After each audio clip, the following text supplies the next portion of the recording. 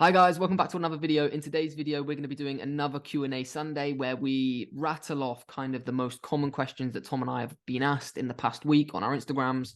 And yeah, just do kind of rapid fire questions. So Tom. I think this is a good thing to do because we get so many questions and people often miss them and we have to recap. So putting them all in a video and there's no such thing as a stupid question. You know, these people watching this channel or listening to it are beginners, or you're a bit further down the line. But if you haven't subscribed, please do subscribe. We give all this away for free to try and help people and help people change their lives and start a career. And SMMA is a really good one. So please subscribe, follow, blah, blah, blah. Yeah, go on. Let's start with a question, man. Right. First question, mate, is if you had to start your SMMA over again, what would you do differently? What would I do differently? Or like, what would be the first steps you do? There's not too much that I would do differently, being completely honest. But in terms of the first steps, if I lost everything or we had to start everything again, I would. I'm normally against this, and we have said about this in past videos, but I think times change and there's some content that progresses. I think I would get a website much earlier than I did.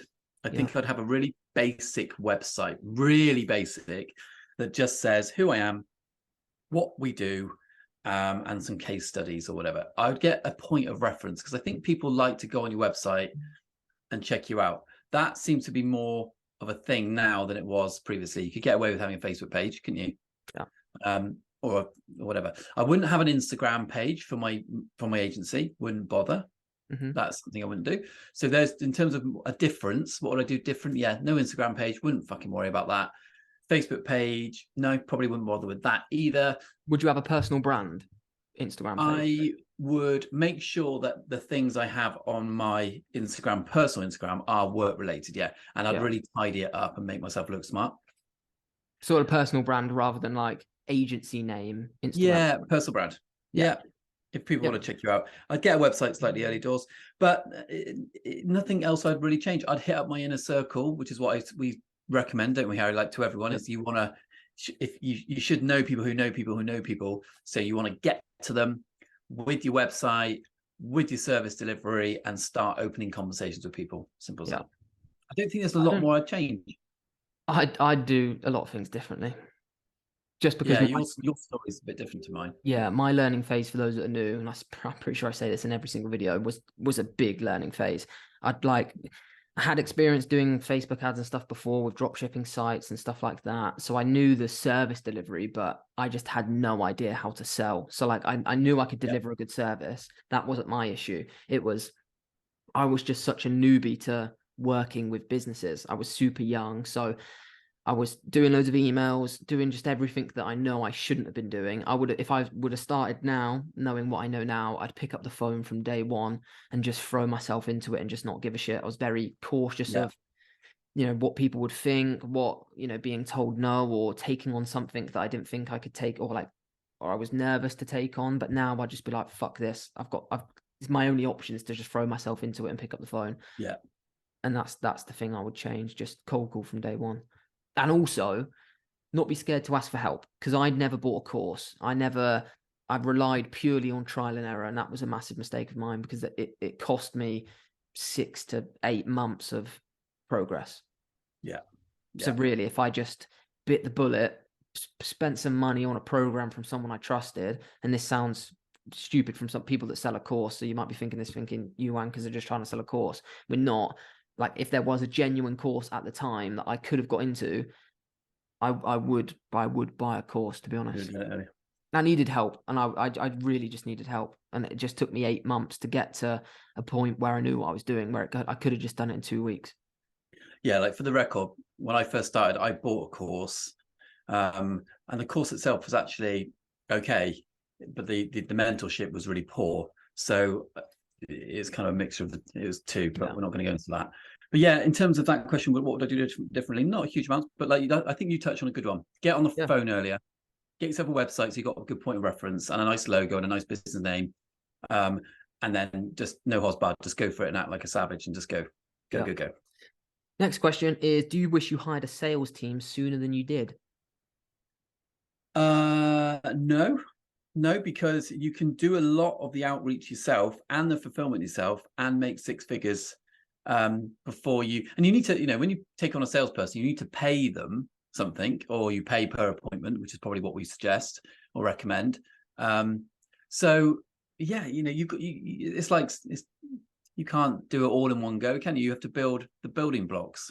Yeah, I agree with that, mate. I think we said it in the 3 or 4 videos ago. We said people want to scale. Actually, no, I think we discussed it on a live call, where the Academy live call, where we were talking about scaling and the fact that people want to scale overnight. They want to click their fingers and just scale the business. But to scale effectively, it just naturally takes time, doesn't it? Yeah. And what I also think people think is, to get to 10K a month, you need to have 4 employees, you need to have 2 media buyers, you need to have a sales team, you need to have an appointment setter, you need to have this, this, and this. But in reality, you don't.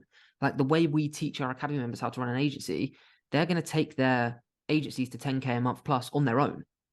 Yeah. And that, to me, that's the perfect way to do it, because that way, you know every single part about the business. So you know the sales cycle, you know how to deliver good results, you know how to communicate, so that when you get to a point where you can actually afford a team member, someone in-house, not a random person who's working with loads of agencies, then you have the cash to invest into them long term, and you're growing your agency in the correct way, and you know every part of your business to manage in the correct way. So I think we did it at the perfect time.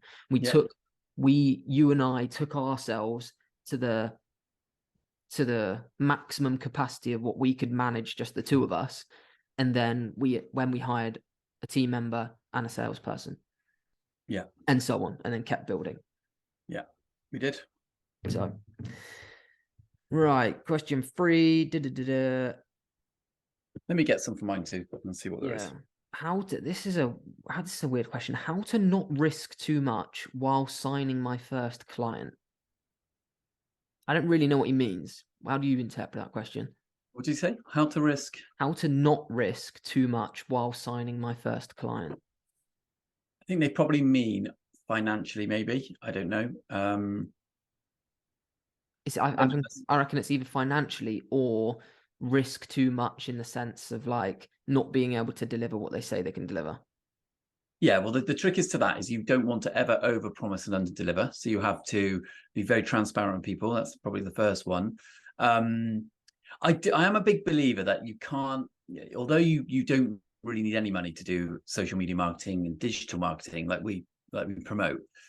You don't really need any money. You need, maybe, if you can stretch to $100 a month as an outgoing, I would recommend you stretch to $100 a month. If you can do 200, then great. $200 a month, or pounds, euros, whatever. And the reason I say that is because there's no business in the entire world where you don't need something, whether it's stock or business cards, or pay for a website per month, or I don't know, anything. Like you go high level subscription or something like that. Go high level, ClickFunnels or Canva, Zapier, all these softwares which we've talked about a lot on the channel. I don't know. You can get away with absolutely nothing, but I do think, I'm a big believer that actually, if you have a current job and you're doing this on the side, part of your salary from your job, whether you're working at McDonald's, Starbucks, or you're a graphic designer at a big company, or you're in sales for another company, whatever, like you'd spend money on going out for food and drinks with your mates, you should convert that into an outgo that's covered as an outgoing for your business, and then you wouldn't be worrying about who's paying for what and that sort of stuff. So I'm a big believer that actually you do need a bit of money to throw into it, but you don't need anything drastic. Yeah, I think that's perfectly put, mate. Don't overpromise. Then you're not risking, disappointing a client. When you're going in with ridiculous guarantees, like 50 clients in a week, you're obviously gonna let them down. And then financially, like you said, you don't actually need to spend anything until you sign your first client. You don't need to pay for a go high level. You don't need to. It's recommended to, so you know your way around it. And yeah, we've done quite a few videos on this channel where we say, all right, how to start a social media marketing agency for 13 quid a month. Yeah, we have. So I've got some here, mate, actually.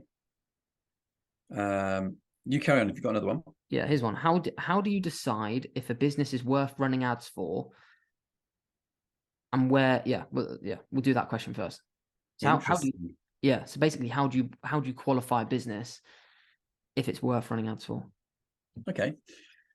Well, Yeah, without speaking to the business owner, you actually never really know, do you? 'Cause otherwise, you're just assuming.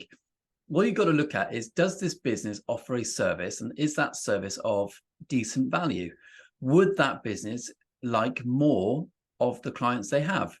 And you can just do that by either looking online at the website and seeing what the services are that they do, going there in person, speaking to the business owner. But if it's a one-man band, and what we mean by that is it's a one person running the operation and they are completely fully booked, then running ads and approaching them for marketing. And people need to remember, this isn't just running ads. SMMA isn't just running ads. There's lots of follow-up process to it. There's actually email marketing, which we promote. There's text messaging we promote in our academy, particularly. So it's not just running ads and get success. There's a whole package that you can offer to improve someone's business on a digital level, which is why we call ourselves digital culture, because it is a culture of a digital age. So I do think you have to just weigh up, is there people do here's a real quick rule of thumb, does the business have more than at least 5 to 10 employees? Does it turn over 500,000 plus? Does it have potential to earn 500,000 plus? And is the service a service that is in line where your audience is on social media? And I think that's the important thing. Yep. Perfect answer, mate.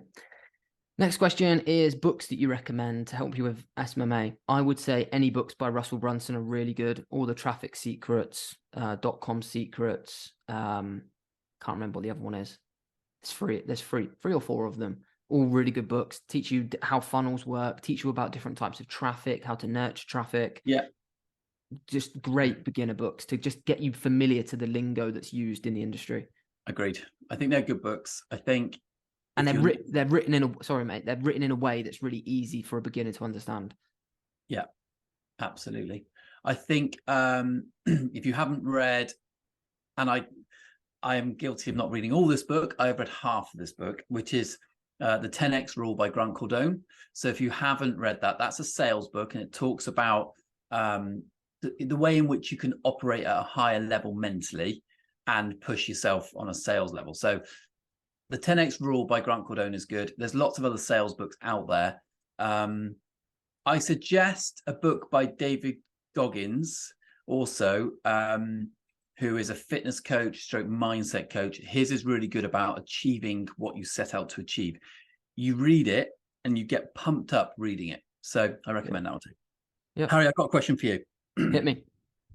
How do you handle a bad month of results, especially when the client's not happy? How do you handle a bad month of results when the client's not happy?